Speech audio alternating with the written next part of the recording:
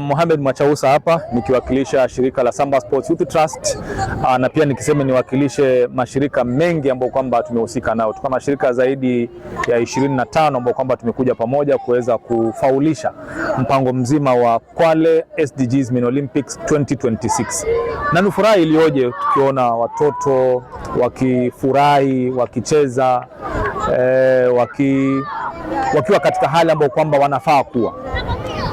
Tunapozungumza kuhusu michezo, tunapozungumza kuhusu sports development, tunazungumzia kuhusu kupeana fursa kwa watoto wadogo chekechea, wakipewa platforms ya kuweza kuonesha ujuzi wao, kuonesha pale ambapo roho zao zinapendezwa.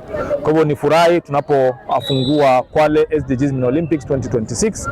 Tumefaulisha kuona timu zaidi ya 40 za watoto chini ya miaka 11, chini ya miaka 13 na chini ya miaka 15 zikiingia katika uga wa kombani, zikionyesha umahiri wao, zikionyesha bashasha, ziki-express themselves katika masuala ya kisport.